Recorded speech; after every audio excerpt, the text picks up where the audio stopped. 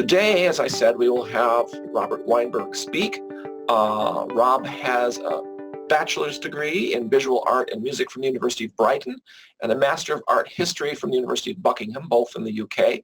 And his master's thesis for his Master's in Art History was on Mark Tobey's white writing. So he will be giving a presentation today based partly on his master's thesis.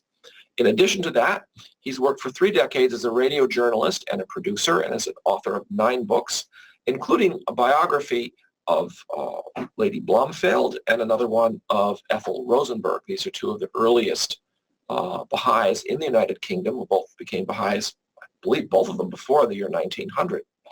He was the director of the Baha'i International Community's Office of Public Information until 2013, and currently is back in the UK, where he is chair of the National Spiritual Assembly of the Baha'is of the United Kingdom. So we'll now turn everything over to Rob, and we will see his presentation. Thank you, Rob, for joining us, and thank you very much for giving us this marvelous presentation today. So hello, everyone. So today I like to try to answer the question, what were the artistic and thematic influences on the evolution of the white writing style of the painter Mark Tobey? You may know that Tobey's distinctive style, his abstract paintings, brought him great acclaim and great success in the middle decades of the 20th century. But today he rarely receives a footnote in the art history texts and the conventional narrative of art history. So my slides now I can change. Mark Tobey was without doubt one of the most cosmopolitan artists of the 20th century, living his long life and career in New York City, Paris, Chicago, Seattle, Paris, Basel. He was honored with some of the highest distinctions that the European art scene of his time could bestow. In 1958, alongside Mark Rothko, Tobey represented the USA at the 29th Venice Biennale, where out of some 3,000 works exhibited that year, Tobey's painting Capricorn was awarded the grand prize. Not since Whistler won the gold medal in Venice in 1895 had an American artist won it. And then 3 years later, a major retrospective of Tobey's work was held at the Louvre in Paris, which was an unprecedented achievement for a living artist. So it might be expected that such accolades would ensure that Tobey would be equally fated in the United States and would today continue to enjoy an enduring popularity and significance among the artists of the 20th century. Yet his influence on the emergence of what's been termed all over abstraction in the early 1940s has generally been ignored, even at a time when there were those among Europeans who considered him to be the foremost living American painter. Tobey was often overlooked in his own homeland. His reputation was overshadowed by the louder, more muscular practitioners of abstract expressionism, although he's sometimes been listed as a painter in that vein. And in comparison to his contemporaries, such as Jackson Pollock, Franz Klein, Willem de Kooning, Tobey's name is hardly known, particularly in America. So why is this? It's a general phenomenon in the mainstream narrative of the history of modern art that the spiritual content of many artists' work has been largely ignored or dismissed or underestimated. Quite distinct from his contemporaries, Tobey, through his often small, quiet paintings, he portrayed a search for the singularity at the heart of existence, of the triumph of light over darkness, of the coming together of East and West, and of the harmony necessary for progress that must be found between science and religion. So it's perhaps because of Tobey's non-demonstrative personality, the small scale and the delicacy of his works, his background in commercial illustration, his study of Zen Buddhism, his interest in the Baha'i teachings with its accompanying spirituality and sobriety, his stated intention to convey a spiritual philosophy through his work, and his distance, both geographical and temperamental, from the New York school. Perhaps it was these factors that led to Tobey's name being deliberately and almost completely removed from the narrative of America's modern art history, promoted by the very influential critic Clement Greenberg. He was dedicated to his mission that Pollock was the true American original, and Greenberg appears to have consciously blocked Tobey's inclusion among all that was innovative and dynamic in American art in the middle of the 20th century. Greenberg even categorically and erroneously stated that Pollock had never seen any examples of Tobey's work. However, recent research has revealed that Pollock would visit Tobey's exhibition at the Willard Gallery in New York as early as 1944 and wrote to friends how impressed he was by it. So Tobey's own artistic influences are not easily separated from the insights and the inspiration that he derived from a wide variety of other sources, in particular city life, spiritual systems of belief, science, nature, and music. In chronological terms, these interests were all simultaneously woven in with his exposure to artistic stimuli, and together they both presaged the emergence of this unique personal style. Tobey was an artist who understood deeply and keenly appreciated the history of art. His own work was rooted in his knowledge not only of his artistic forebears, but also what was emerging during his own time. And as one writer put it, Tobey's route was erratic, but logical in retrospect, a rigorous discipline as well as a self-conducted apprenticeship. For Tobey, art represented the deployment of visual language that had its own centuries-old evolutionary narrative, a language which could and should be studied and learned by all inclined to continue making art. Tobey averred that while artists certainly derive inspiration from the world around them as a subject matter, the visual language with which they choose to respond is primarily built upon the breakthroughs made by other artists. You must have roots, he said. You have to care about things and be excited by them.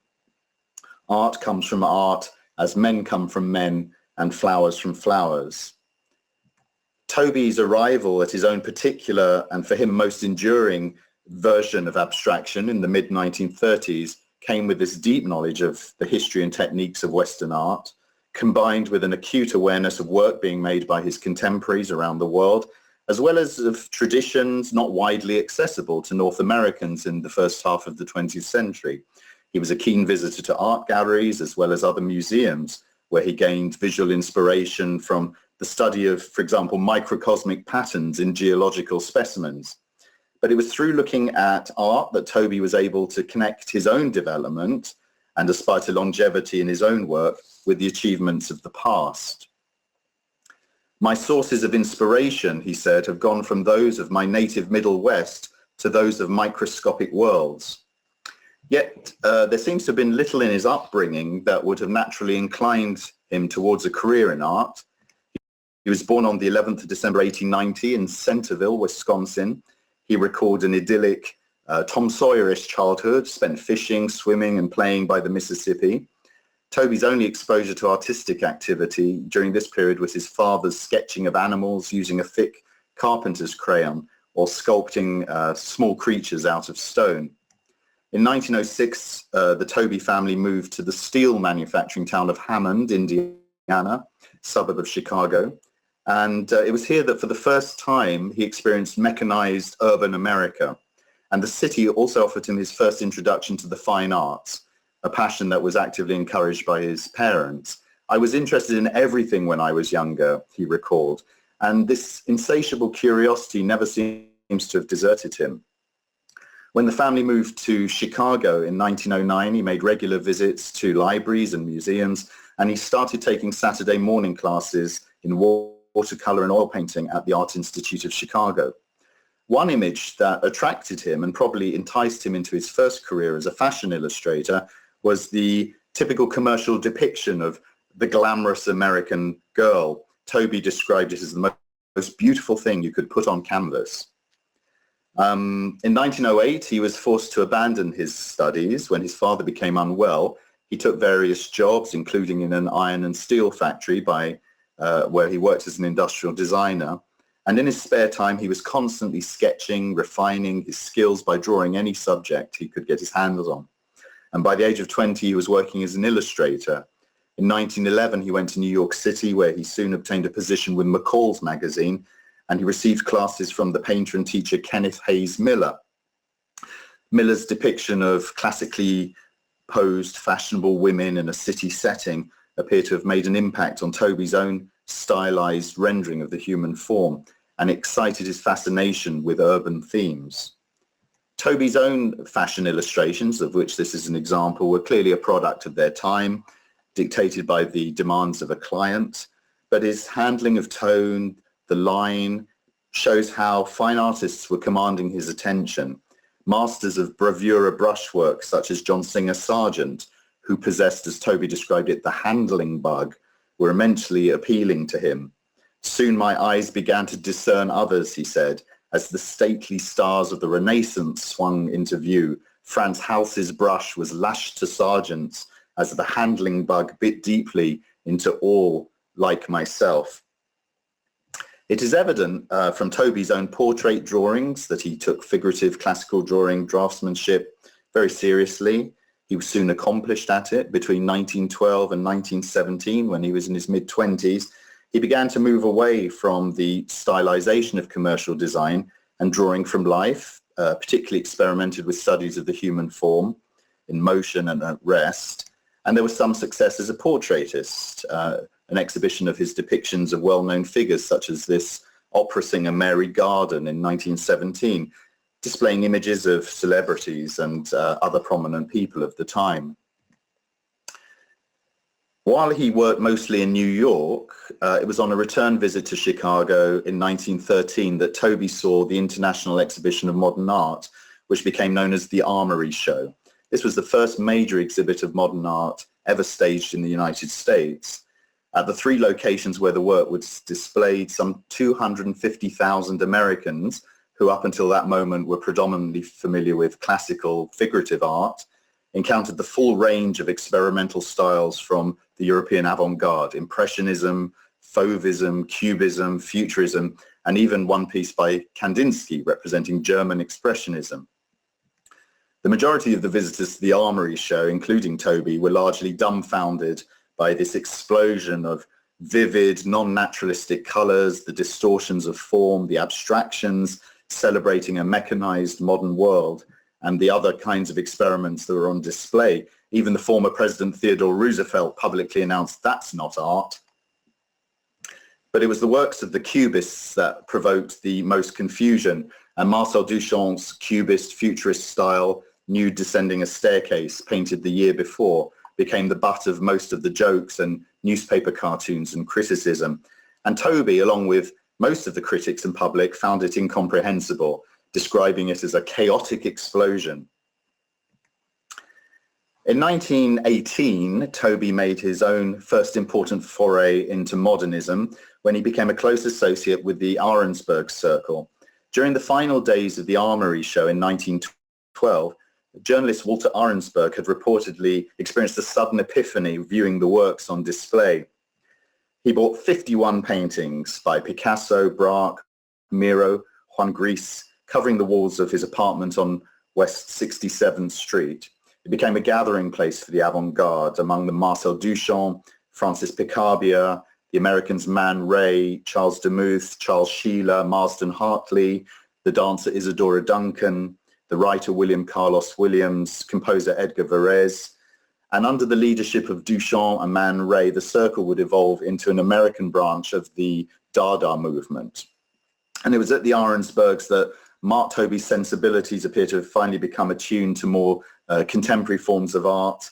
When he saw Duchamp's nude descending a staircase again, his first encounter with it in 6 years, he described it as a wonderful abstraction. So a profound challenge emerged for Tobey around that time, and it was the question of form in painting. The only goal I can definitely remember, he later told an interviewer, was in 1918, when I said to myself, if I don't do anything else in my painting life, I will smash form. I felt keenly that space should be freer. As I remember, I really wanted to smash form, to melt it in a more moving and dynamic way. Tobey by then was familiar with Cubism's attempts to represent multiple views of subjects fragmented on a single plane, as well as Futurism's practice of capturing the speed and dynamism of modern life, often by repeating subjects many times over on a canvas, as if in a multi-exposure photograph. But while his muted palette was clearly influenced by Picasso and Braque, Tobey was not sympathetic towards the dismemberment, deformation and fragmentation of the figure for mere shape and pattern, or its devaluation into still life. This is a self-portrait that Mark Tobey did at that time. He said, "A terrible mutilation of the figure isn't very impressive either. I've seen pictures in which the human figure has been chopped up, look like leprosy, chewed to bits by dogs. This is not to me humanistic art at all." But perhaps by wanting to smash or melt form, Tobey was aiming to reach deeper into the spirit of the subject or the object of the painting, to explore its reality and its context within multiple planes of existence. Although Tobey seemed to be following a promising path in New York as an artist, he chose to move to Seattle in 1922 after learning of the existence of the Montessori-influenced Cornish school. It had been founded in 1914 by the pianist and teacher Nellie Cornish. Tobey was unknown in Seattle when Cornish invited him to teach painting classes, but she recruited talent when she instinctively sensed originality and quality. Teaching launched Tobey into a period of much experimentation. "It was here I finally realized I could penetrate forms," he said. Thus, the majority of paintings and drawings that Tobey did during this time in Seattle displays his interest in a kind of vitalism. That's a theory that the origin and phenomena of life are dependent on a life force or principle which is distinct from purely chemical or physical forces. Tobey's amoebic botanic forms, reminiscent of human hair and flesh, seemingly emerge from swirling currents of energy, subduing the more formal geometric lines that suggest perhaps the built environment. In the mid-1920s, eager for new visual and cultural experiences, Tobey made his first extended travels through Europe, the Mediterranean, the Near East. He stayed the summer and autumn of 1925 in Paris, where he not only spent long hours closely studying masterpieces in the Louvre, but he was also to open his mind more to modernism through the extended visits he made to galleries and museums and the Salon of Gertrude Stein. He further explored the works of Braque, whom he met, Picasso, and André Masson, whose works appeared in at least 3 exhibitions while Tobey was in Paris.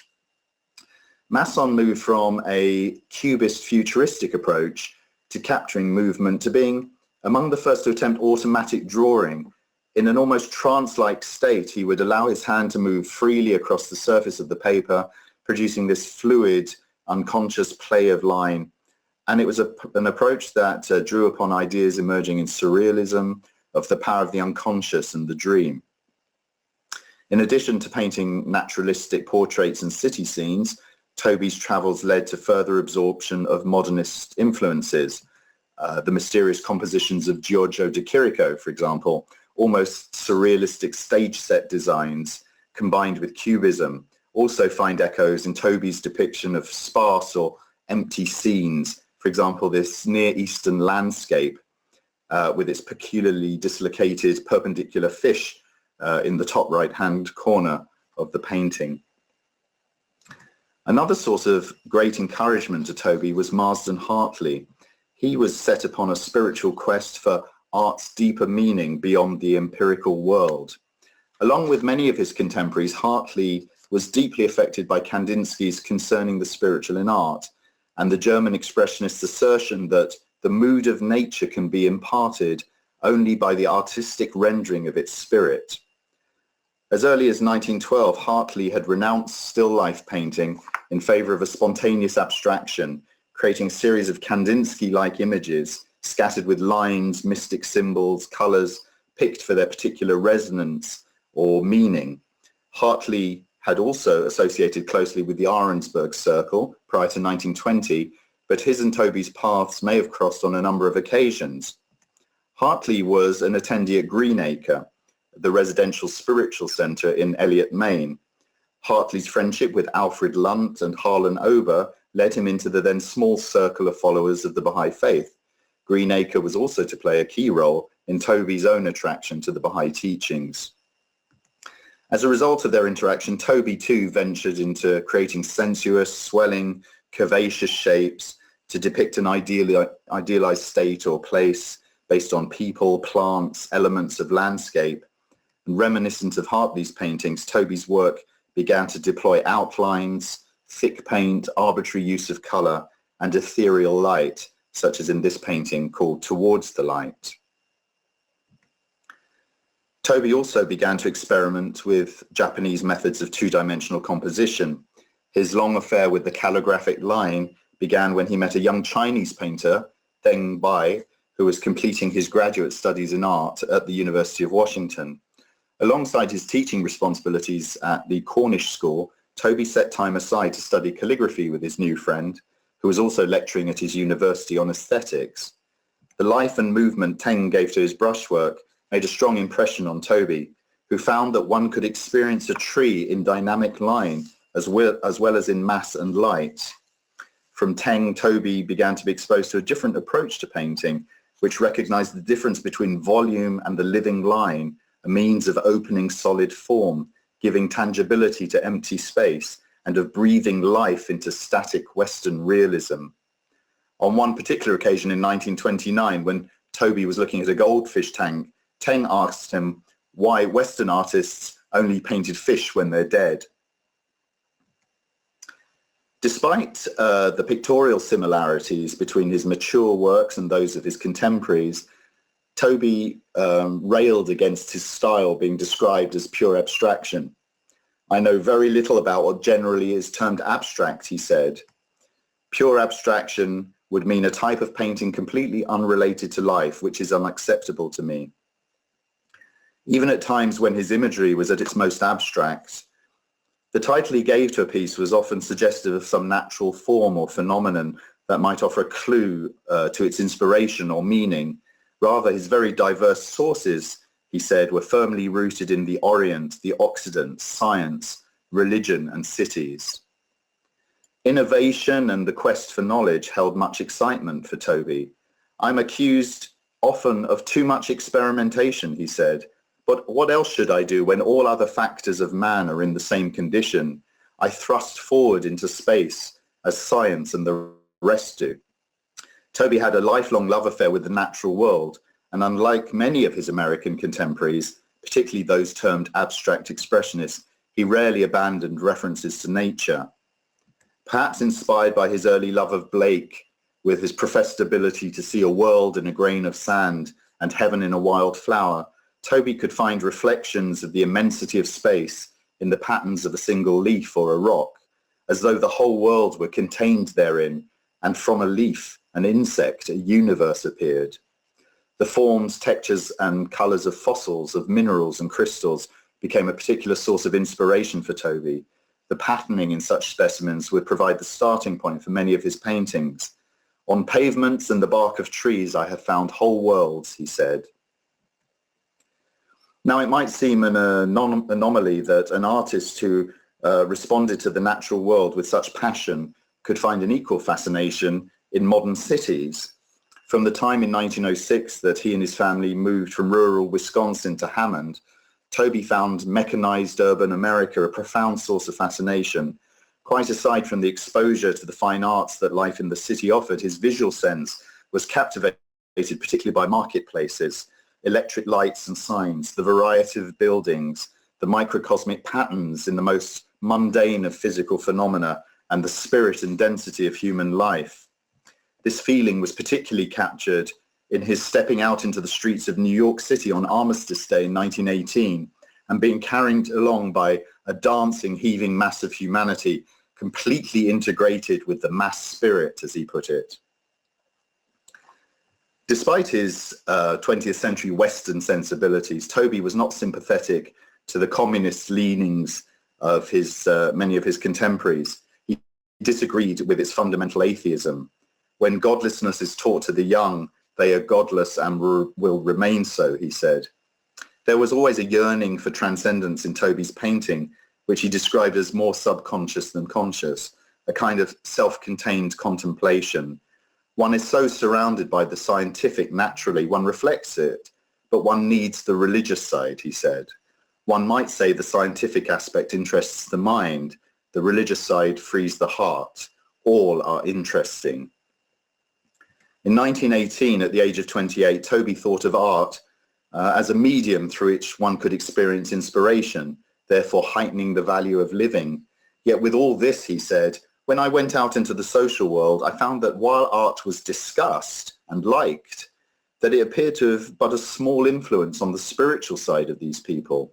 I remember one night after an evening party at Marcel Duchamp's studio, while waiting for an elevated train, I kept wondering if by chance there might be something else greater than art. This idea remained with me for several days, during which I thought considerably about the expression, the love of God, what it is, what it could mean to one like myself.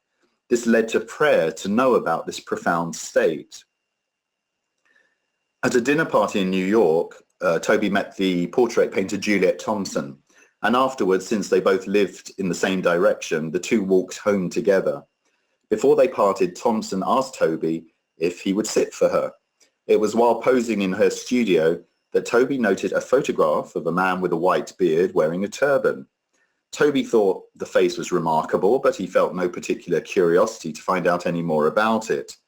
However, during the period of sitting for Thompson, Tobey felt that he had a very strange, powerful dream, which concerned this person in the photograph, or seemed to. And when he told Miss Thompson about the dream, she grew quite excited, but didn't say anything. And the picture, of course, was Abdu'l-Baha.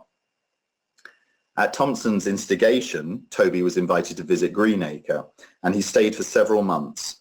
While knowing little of the faith's tenets, it gradually dawned on him, he said, that this little group of people with their prayers, their smiling faces, and their unbounded enthusiasm regarding this new religion really had a new spirit. Anyway, something I couldn't exactly put into words, but convinced me that what they believed was the truth.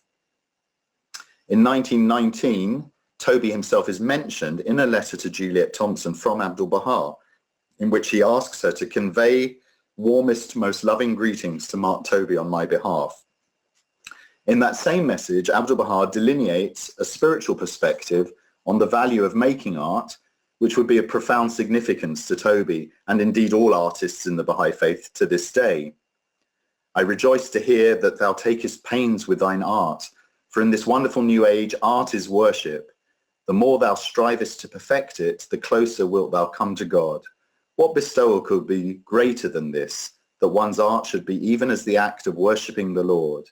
That is to say, when thy fingers grasp the paintbrush, it is as if thou wert at prayer in the temple. So encountering the Baha'i faith undoubtedly provided Tobey with the spiritual direction he'd been seeking. His interest in the coming together and cross-fertilization of Eastern and Western culture, of science and religion, of nature and modernity, must have been further excited by the Baha'i teachings.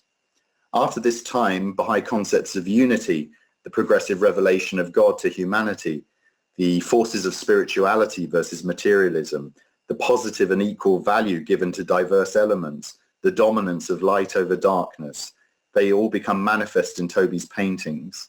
Initially, he attempted to depict explicitly Baha'i themes, portraying martyr or prophet figures, such as this painting Movement Round the Martyr behind me, or visualizing a future era of universal peace, Rising Orb. A study for your mural suggests the arrival of a new revelation from God into the world in the form of a sun at dawn, and the commotion it stirs in both the human and angelic realms.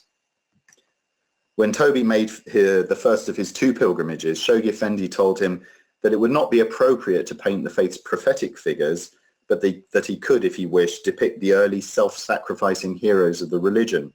And Shoghi Effendi also said to him, art must inspire. Personal satisfaction is not enough. Tobey was greatly relieved that Shoghi Effendi stated that there could be no such thing as Baha'i art at such an early period in the faith's development.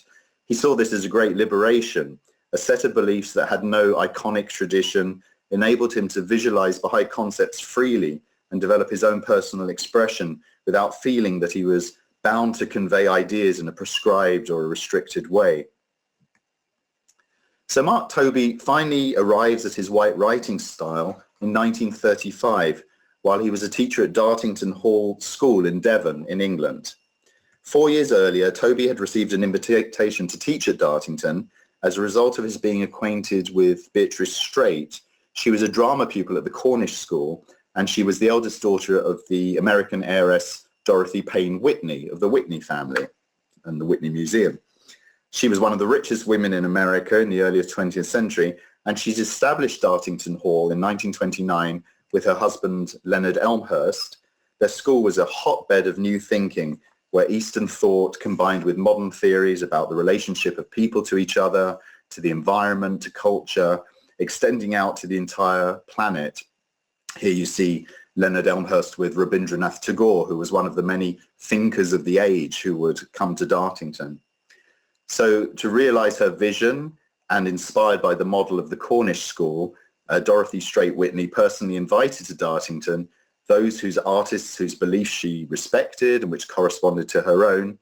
Her sense that a fundamental unity could be found at the heart of all things made Tobey a natural fit for the school. He would go on to become one of Dartington's most influential and longest-serving members of staff, returning there repeatedly over a period of 8 years. And by all accounts, Tobey became known as a remarkable teacher. On one particular occasion, he observed that his students needed to loosen up. "Leave your boards," he said. "Dance, let go."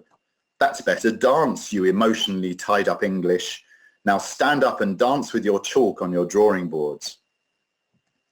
Curiously, though, there's little evidence that Tobey was loosening up himself in his own work. Certainly, he continued to experiment with a hybrid of motifs and compositional ideas, some of them fusing European classicism with Cubism and what he observed from his new friends among English modernists such as Ben Nicholson. But there remains a sort of somber, heavy formality to Tobey's paintings. Yet Dartington would also expand Tobey's outlook even further. The site was rich with Indian dance, Japanese prints and ceramics, Oriental calligraphy. Tobey mingled with some of the most progressive minds of the period, many of whom were opening Westerners' eyes to the East. He was, by all accounts, successful at attracting a number of colleagues as well and new friends at Dartington to the Baha'i teachings. A kindred spirit was found in Bernard Leach, who had devoted his career to seeking a bridge between East and West. "Mark Tobey was the profoundest influence on my life," wrote Leach. "It was through him I became a Baha'i." Others who responded to Tobey's spiritual convictions from their days at the Slade School, Reginald Turvey, a friend of Bernard Leach, a South African painter, and the English painter Cecil Collins, who had moved with his wife to Dartington after becoming friends with Tobey and later became a full-time art teacher at the school. Bernard Leach had arrived from his home in St Ives, Cornwall, to teach pottery at Dartington not long after Tobey's arrival, and to learn more about making stoneware in larger quantities than he'd been able to achieve in St Ives. Leach secured funding from the Elmhursts for a visit to Japan in 1934, and Dorothy asked him if he'd like to take Mark Tobey to travel with him at their expense, and Leach, who had become good friends with Tobey, was very happy at the prospect. His stay in the Far East would have major impact on the future course of his artistic pursuits, and in Tobey's case, inspiring a visual language which would express his ideas in an entirely unique way.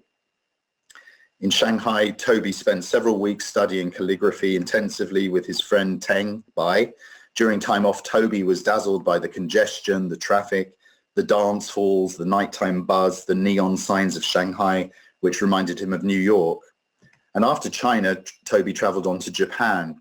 While he'd been thrilled by the dynamism of Chinese cities, he appears to have been equally seduced by the quietness and the simplicity of the Japanese aesthetic. Most of his time in Kyoto was spent practicing and watching archery. On one occasion at the monastery, Tobey was given a freely brushed Sunni ink painting of a large circle upon which to meditate, and this experience made a lasting impact on him.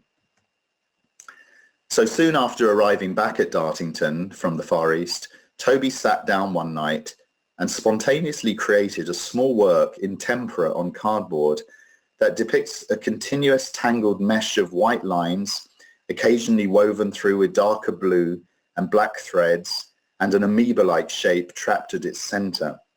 Tobey later titled his picture Broadway Norm, saying that it evoked for him New York City's renowned street with the citizens and visitors caught up in the lights. And for Tobey, the lines seemed to trace the buzzing around of people and traffic, while at the same time entangling them all in the unifying energy of the environment. And this painting represented the beginning of the turning point in Tobey's approach. A few nights later, Tobey painted Broadway. Drawing on his imagination and his training with Teng Bai, Tobey translates his memory of New York into a swirling, pulsing calligraphy expressing his personal experience of the nightlife in the city. Now, no one was more surprised at the creation of Broadway than the artist himself. He said he had no conscious plan to create a calligraphic painting. It seemed simply to develop like a kind of dance or music making. He said, "I've painted Broadway, which I must say astonishes me as much as anyone else.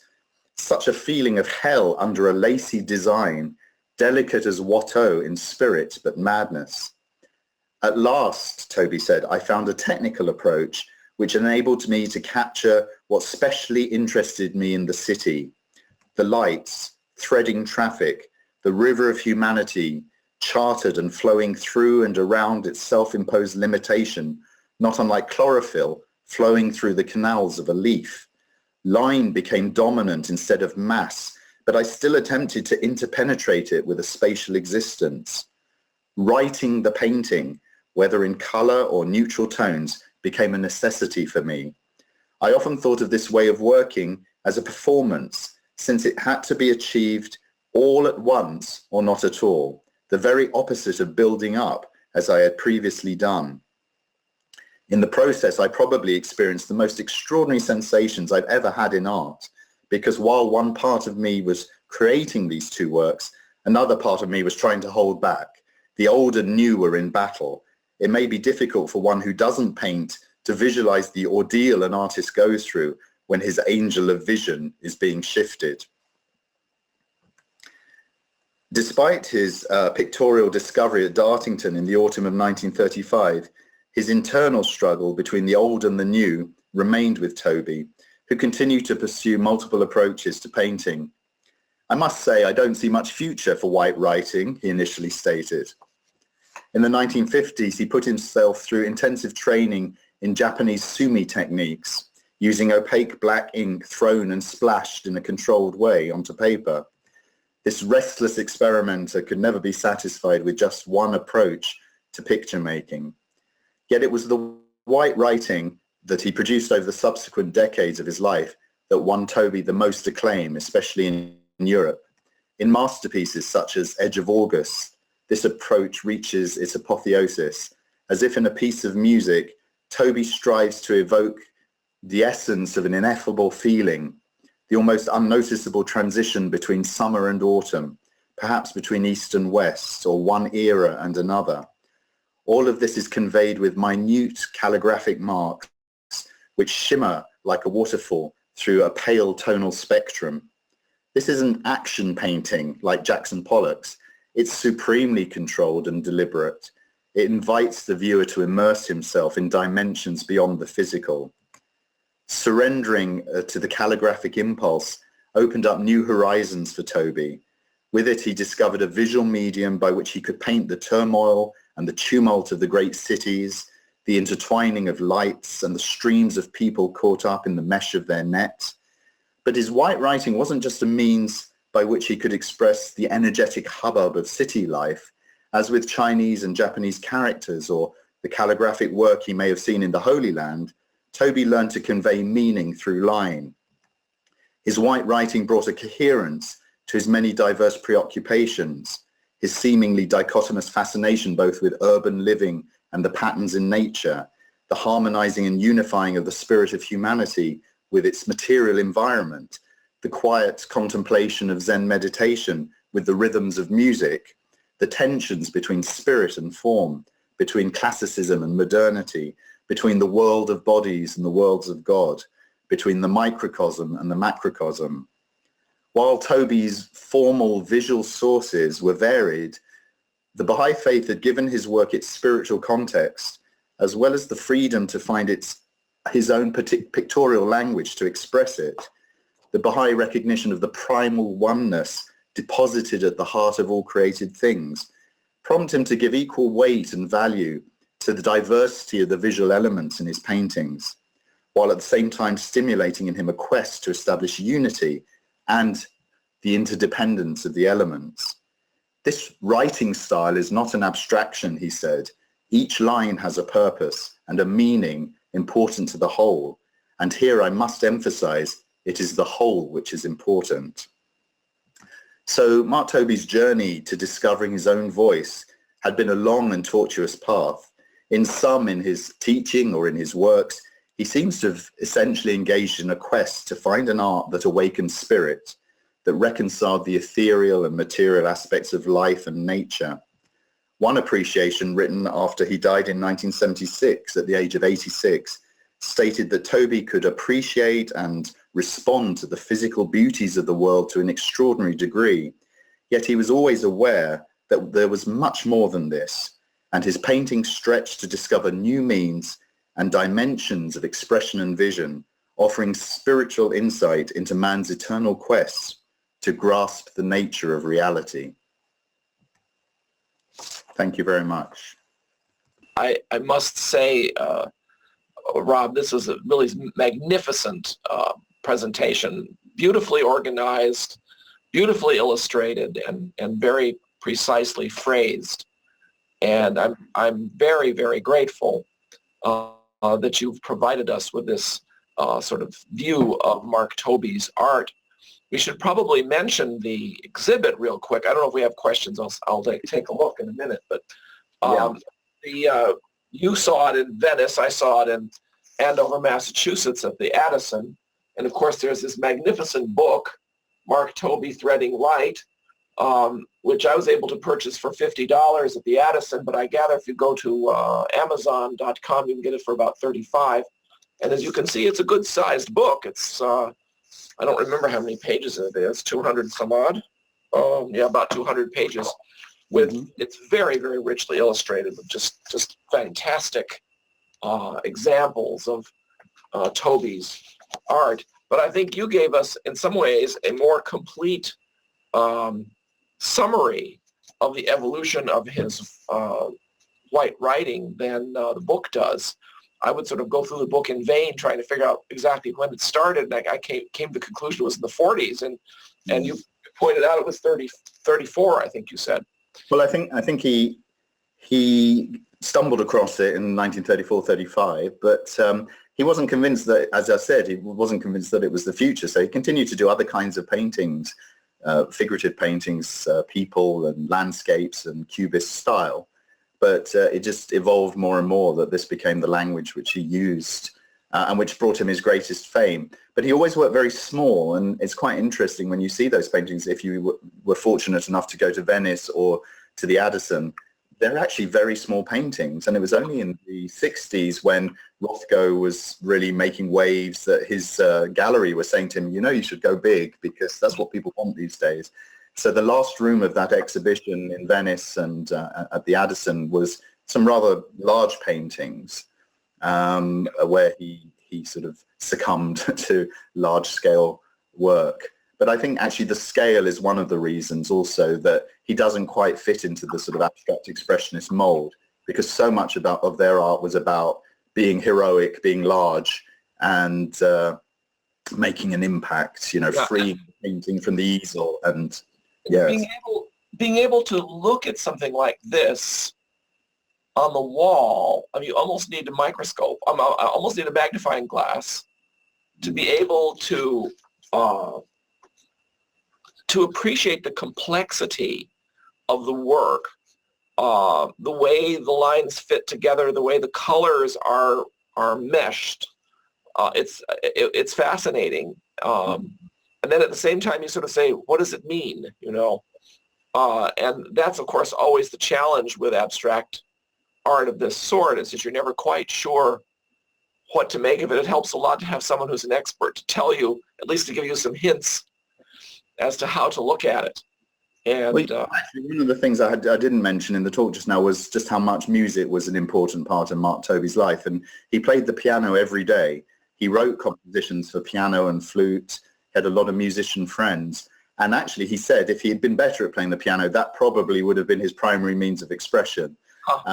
So I think if you kind of approach the paintings in the way you would approach a piece of music, you don't listen to Debussy and think, what's it represent? You know, you listen to the textures, the shapes, the spaces in between, you know, and you allow it to work on you. And I think a lot of abstract painting is similar in that respect. We have to sort of take it as it is and allow it to work on us.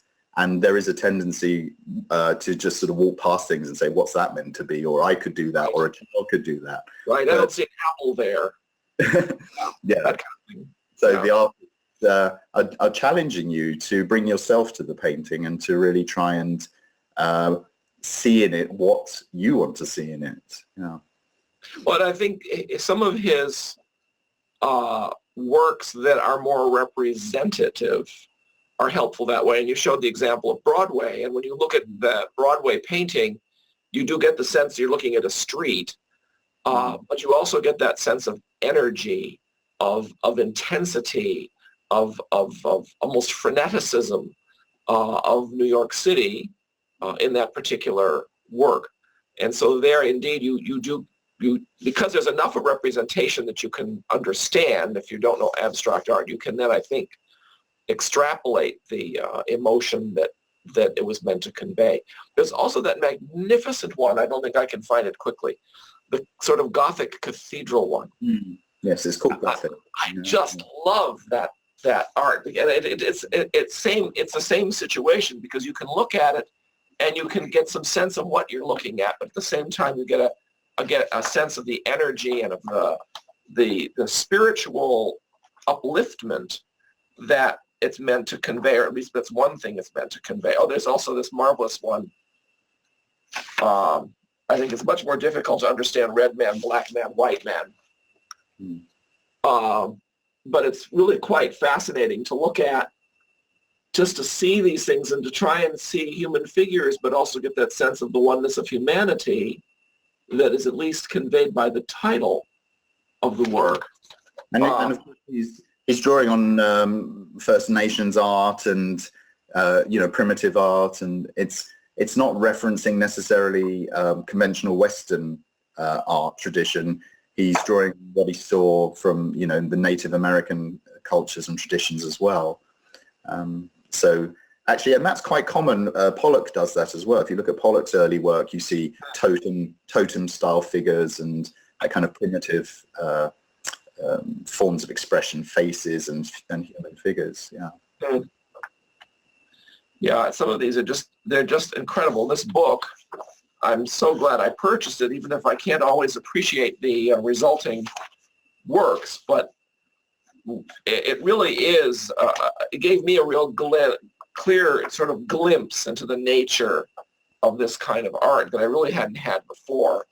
And your presentation, I think, really helps quite a lot as well, because it gives me a sense of sort of what to look for when I look through this book. He's a very important painter, and for Baha'is, it's important to note that he really was. I mean, he won the Venice Biennale. He was feted in Europe, considered to be the foremost American painter when he was in Europe, although the American art scene didn't see it that way. And he was a devoted Baha'i. I've seen the correspondence. He had a long correspondence with Shoghi Effendi. He actually sent Shoghi Effendi his first typewriter in 1920, before he was the Guardian. And he says he seems to have made Shoghi Effendi laugh on his 2 pilgrimages, which he was pleased about, that he had this friendship, with the Guardian, which Shoghi Effendi clearly valued him. And when he went to China, Shoghi Effendi sent him a letter of people he should look up in Shanghai, to teach and fantastic. Get literature from. So we can look at his life in one way and see his importance in art, but we can also say that his devotion to the faith was from 1918 right through to his passing in the 1970s. Yeah, absolutely. There's a marvelous article, and I don't know if you've seen it, in the bicentennial issue of World Order magazine for the 1976, the bicentennial of the United States, of course. So there was interview of well-known Americans, and they had an interview with Mark Tobey. in there, and it was a difficult situation because at that point his Alzheimer's had advanced quite far, so they weren't able to actually interview him, so they had to kind of do a retrospective on him instead. And they very much emphasized his love for Abdu'l-Baha, which was still coming through at that point in spite of his memory difficulties.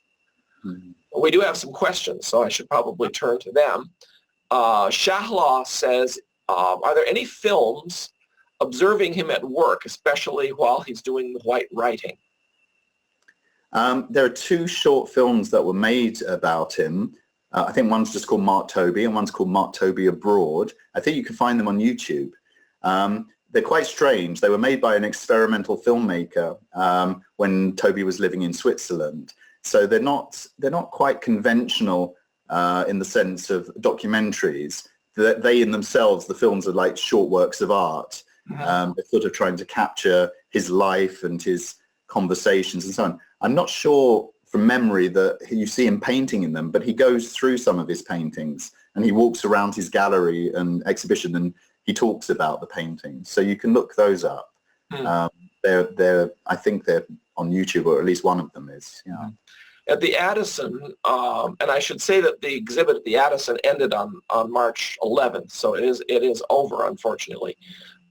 At the Addison, they had some different shorts about Tobey. They had one showing him walking around Seattle and talking about art in general. It was maybe a 2-minute piece, and it also was rather avant-garde. It was clearly meant itself to be a kind of artistic piece. It was kind of interesting to, it's following the artist. He was called the artist in various places in the thing too. So that was, wasn't it? There's a narration, which is actually one of Mark Tobey's poems.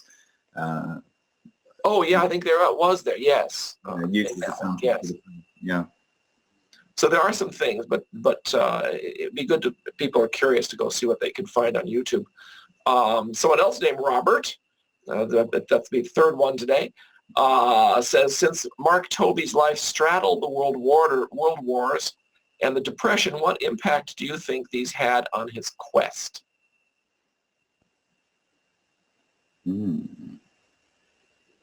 So, well, it's interesting. He talked about joining that Armistice Day parade in 1918 in New York and feeling as one with the spirit of humanity, the sort of mass movement of humanity.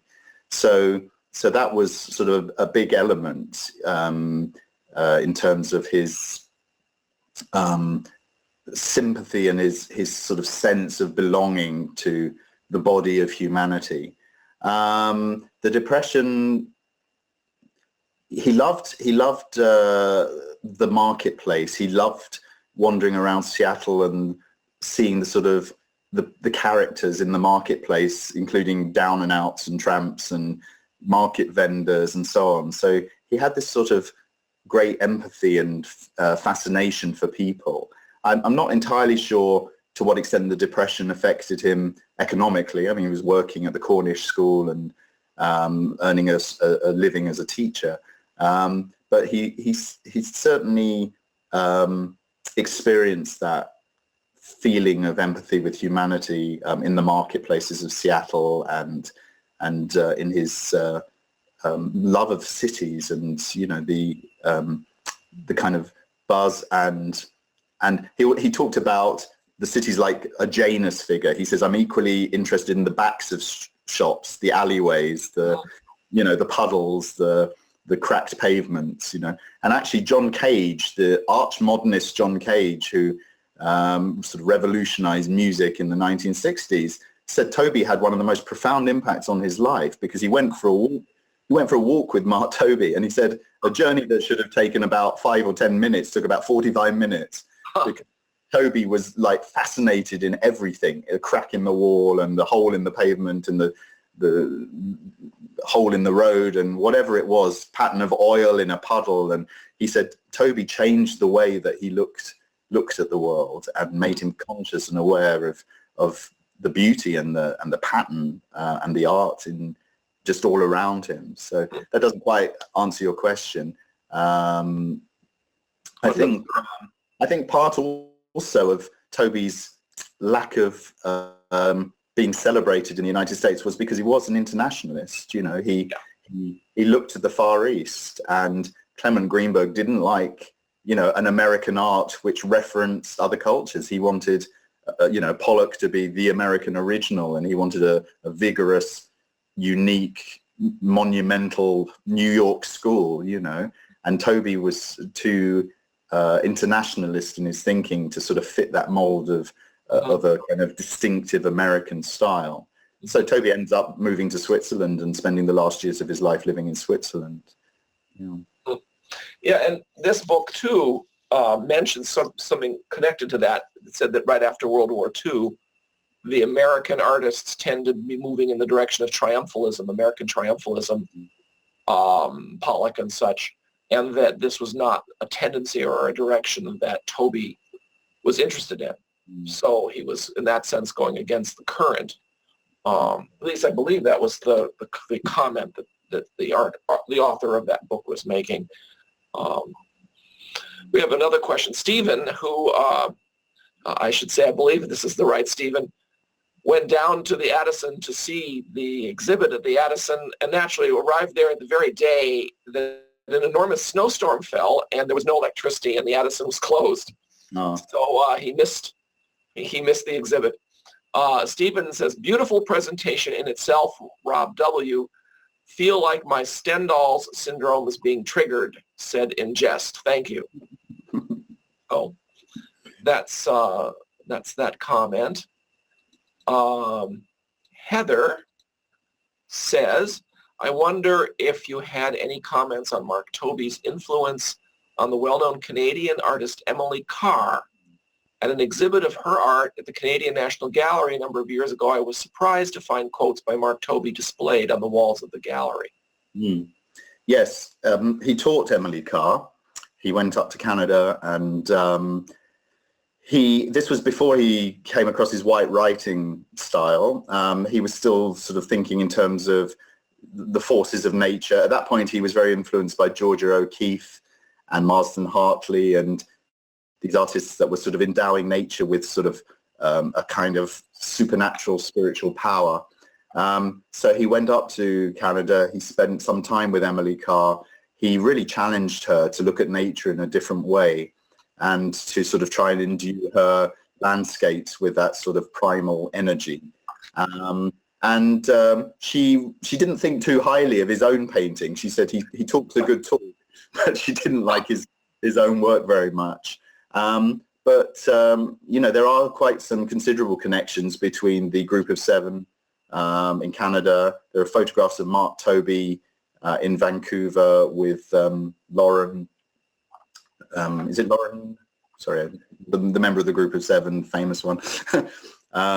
So yeah, there's a whole area. The thing I found about Mark Tobey is that he was very well connected. And, you know, he said, oh, I was just happened to be at a party at Marcel Duchamp's and, you know, I met Braque and, you know, he was really out there with the modernists, you know, and mixing with them and learning from them. And, yeah, so there is some more research to be done about Emily Carr and the Group of Seven and his connections with them. Yeah. Yeah, there's several references to her in this book. And in fact, I think I even saw a picture of one of her totem poles in the book, if I remember right. Arthur Dahl, who's certainly fascinated by Tobey in his own way, says, how did you find so much of Mark's early work? He was always experimenting. I looked. I think the great thing about the internet now, like for example, if you go to the Whitney Museum website and they put their collection online, so there's early works there. There's quite a lot online now, and that book itself, Threading Light, and some of the other publications about Tobey have images from the early stuff. And actually also I have to pay great tribute to Arthur Dahl's father and mother, who were great collectors of Tobey's work and did so much to push him, to the forefront, and the Baha'i content to make it clear that there was a Baha'i element to his work, which probably would have gone ignored if Otherwise. art historians and critics had their way. Yeah. You might want to mention again the painting right behind you. Yeah. In the Baha'i National Center at Rutland Gate. Yeah. This is a painting called Movement Round the Martyr from 1938. It belongs to the National Spiritual Assembly in the UK. And it's an interesting painting. You can't probably see it, but there's a kind of Pietà figure of a martyred hero with his arm hanging down. And then there are people circling around, whether they're mourners or followers. And then as the circumambulation expands outward, those figures move from being sort of ordinary people to sort of more angelic figures. So from a distance, this painting looks like a spiral around a center. But the closer you get to it, there is this incredible detail of all of these figures populating the picture, circling around the martyr. The painting belonged to one of the early British Baha'is, and I gather it was a gift to the National Assembly in 1938. So it's been sitting here at the Baha'i Centre in pride of place in our reception area. It's a very nice one. Yeah. Another Robert, I think maybe this was the same as Robert number 3, says, in the Baha'i faith, we are all encouraged to get involved with the plan and teaching children's classes, devotions, doing devotionals, etc. At what point does the artist need to just pull away from the activities and concentrate on the art, being faithful to art as worship? Can you tell us how much Mark Tobey was involved with regular activities in the faith? Well, as far as I know, he served on the National Assembly of the British Isles in the 1930s when he was living in Dartington. And then when he went to Switzerland, he served on the local assembly of Basel. So he was engaged in the faith. He was involved. He attended the Baha'i World Congress in London in '63, where he was reunited with Bernard Leach and Reg Turvey. You know, I don't think there's anything that rules out an artist or a writer or a scholar or any other Baha'i, whatever profession they have or whatever calling they have, from engaging with the teaching work and from the plan. I mean, Tobey certainly used his art and his position in the art world to spread the faith, to talk about the faith.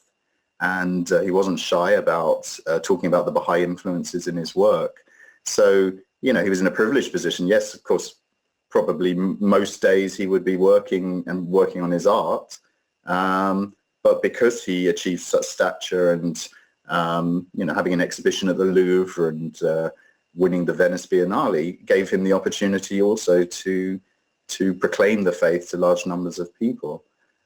Whether he'd been any good at teaching children's classes is another matter. I doubt if he would have been very good at it. But, you know, there are other Baha'is who are good at that as well. So, you know, we can't all be good at everything, after all. No. And I think, you know, Baha'u'llah enjoins upon us to make a living by our calling and to strive for excellence in what we do. So, you know, I don't know that we should dichotomize so much about, you know, doing one thing or the other. You know, we're able to contribute to community life. We're able to pursue a profession.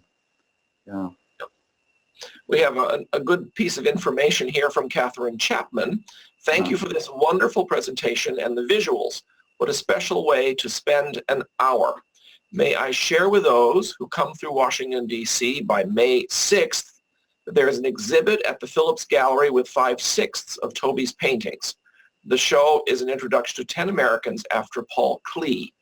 Seeing Tobey's work next to those of his contemporaries highlights Tobey's deep intelligence and desire to express connections and motion. So that's good to know. We can go see more of this, of his art in Washington, D.C. Yeah, I think his time is coming again. You know, there was a major exhibition of abstract expressionism at the Royal Academy in London in 2015. 2 Tobey paintings in that exhibition. Then we've had this major retrospective of 70 paintings in Venice, Italy, and later in Andover.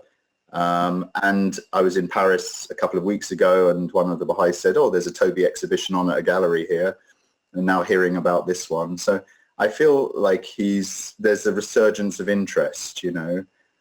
People are beginning to sort of take him more seriously again.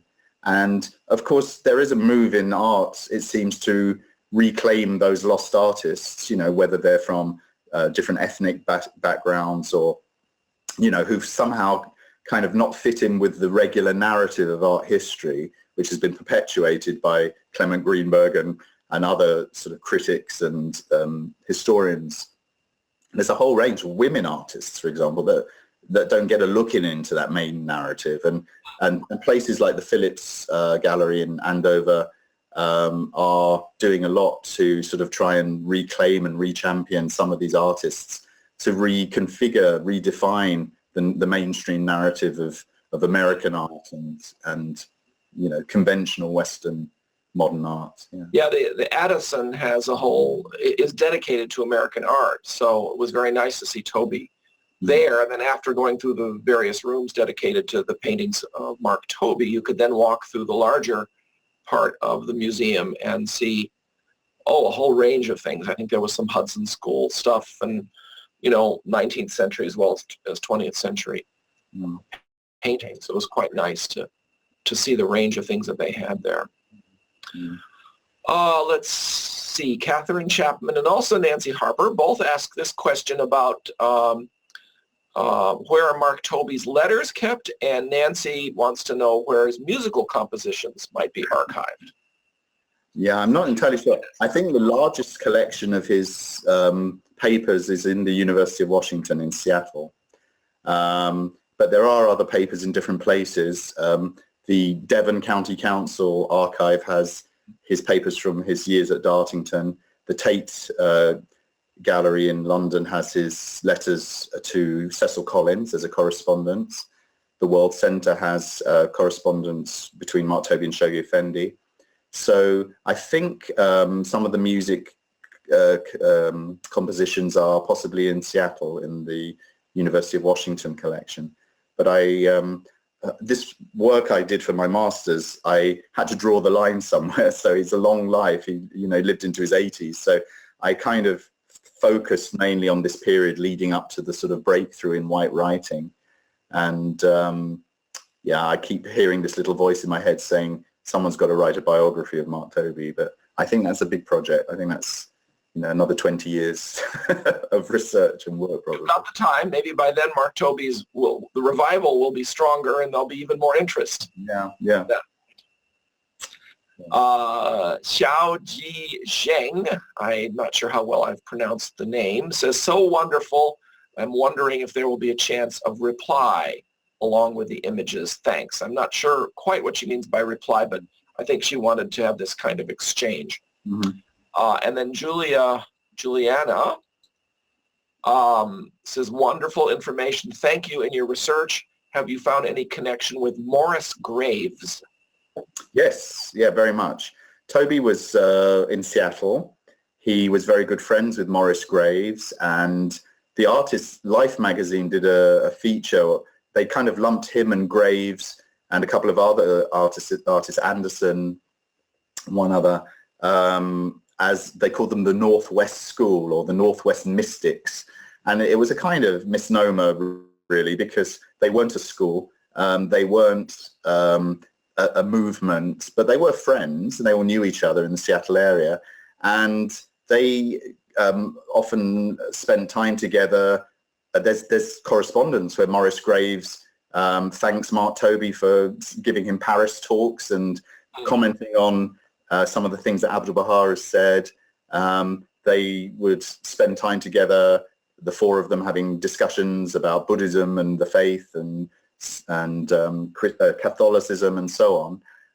He fell out with Morris Graves because Graves sort of took the white writing style and basically sort of started weaving it around his pictures of birds.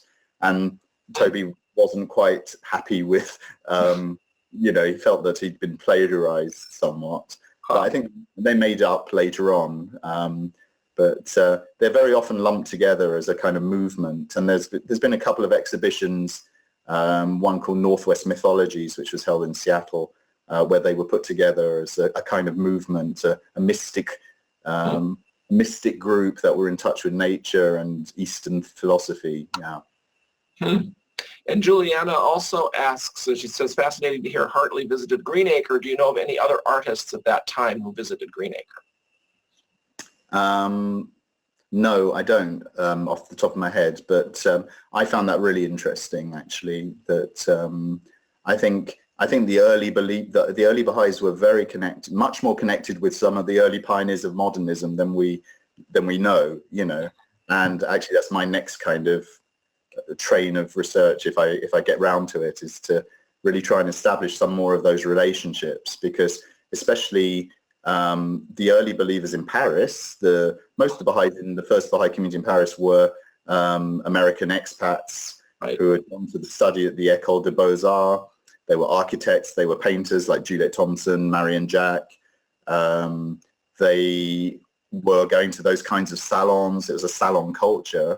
So there was a lot of interaction between early Baha'is and early modernists. Whether the teachings of the faith had any kind of impact on the early modernists, we don't know. That needs to be found out. But we know, for example, that Ezra Pound, the poet, and Apollinaire, the poet, who was sort of one of the founding fathers of surrealism, met Abdu'l-Baha in Paris. Ezra Pound too? Yes. Oh, that's interesting. And wrote about Abdu'l-Baha in his letters.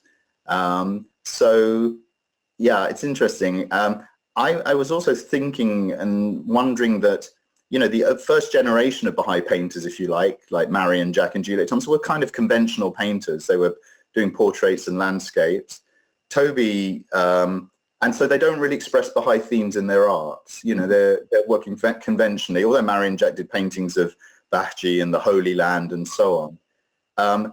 They didn't have the language to express sort of spiritual concepts. And it almost feels that, that abstraction needed to come into play in order to convey spiritual concepts and ideas. Interesting. And they weren't of the generation that would have been able to experiment quite so wildly. But so Tobey also is really the first Western Baha'i artist who is trying to convey Baha'i concepts, not just, portraits of early believers or Baha'i. Yeah, Baha'i images of holy places. Yeah. That's very interesting. That's very interesting. Adam asks, was Tobey at all bothered by not being recognized the way his contemporaries were? Yeah, I think you might have to ask Arthur Dahl that question because he knew him, but I don't know. Yeah, I think, he did say at one point, oh, Pollock, he just took my work and enlarged it. So, there was, I think, he was aware what was going on, and he felt that perhaps he wasn't given the dues that he deserved. Yeah, I don't know. I mean, I don't feel like Tobey was ever an artist who was in it for fame, or he was really an artist that worked and spent years working, experimenting, expressing his ideas and concepts. So I don't think he was out to seek any kind of superstar status in the way that the abstract expressionist artists seem to have been elevated to that. Yeah. Interesting. And he wasn't mass producing things the way Monet was. Monet would just produce hundreds of things. It was really quite amazing. He had a almost mass production kind of thing going towards the end of his life. Yeah, and they were working to order. I read something the other day where Picasso's dealer says to him, I want 50 bullfighter pictures by the end of the summer, because he knew they would sell. So, the dealers were sort of calling the shots, and the only reference I found to that, as I said, was where Tobey's dealer in the 60s said, do some big ones, Well, Arthur has responded to your comment. He says, Tobey fled America for Switzerland to escape the distractions of fame. Ah, there you go. So thank you, Arthur, for your input there. Let's see. Catherine offers this clarification. I had said 5/6 of the paintings in this exhibit in Washington were Tobey's, and she said, no, it's 5 or 6. No. It was mistyped. Stephen asks whether there was any impact of Tobey's, increased memory difficulties on his art towards the end of his life. Whether the Alzheimer's, I said Alzheimer's, but I don't know for sure it was Alzheimer's, whether that had any impact on his art. He certainly was doing art within a year of his death, it seems to me. No, I think his powers were fading, but there's some kind of correspondence with Bernard Leach. Bernard Leach writes about calling Mark Tobey up and sort of encouraging him and saying, "Don't worry, Mark, I'm coming with you soon," because they died within some proximity towards each other. I haven't seen that, like de Kooning was painting right through his sort of dementia, and there's a whole load of work that de Kooning was doing, which is quite different, that he was doing at the end. But I think, I don't know, again, Arthur would probably know more, but I think, he was painting, but probably towards the end, not too much. Keith asks this, he says, I was interested that he is said to have said that in his teaching, he learned as much as his pupils. My own experience teaching children is that schools can't cope with, that schools couldn't cope with, has highlighted the acuteness of this observation, that sometimes children just see things that teachers don't see. And do you have any comment about that? No, he was apparently a very inspirational teacher, and he really, I mean, there were some days like he just told them to go out for walks, go out into the field, don't sort of get caught up in these things. And he was very freeing, and he believed very strongly that everybody was an artist, that artists had come to occupy a sort of ivory tower, and that artists should be part of society and they should be playing a role, and that everybody had artistic abilities that could be nurtured and developed. He certainly made a big impact on Dartington for those 8 years he was there. But, it was interesting that Dorothy Whitney she was very sort of, she had a lot of money, and she just could call people up and say, come and teach at my school, and, oh yeah, Mark, come along, I'll pay you this salary and all the rest of it. But that whole experiment couldn't last very long, because it soon became apparent that, you needed to have some structures, you needed to have some management. And he was a bit of a victim in the end of, they say that it was 1938, he had to go back to America, he wasn't allowed back to Britain because of the war and all of that sort of thing. But it was more that Dartington was having to move itself more onto a sort of solid foundation in terms of proper management and proper budgeting and so on. And his sort of maverick style probably didn't quite fit the dominant, the emerging style that was happening there. But Dartington's still there. It's a higher education college for music and drama, and So it made that transition successfully to becoming a kind of accredited institution where you can't just send your students out to look at nature for the afternoon. You have to give them some structure beyond that. Well, I think Wendy says it well. Wendy Moment says it well. Thank you, Rob, for a fabulous webinar. And I certainly agree with Wendy very much about that. And this has really been fantastic. Really very appreciative of your contribution to this series of web videos.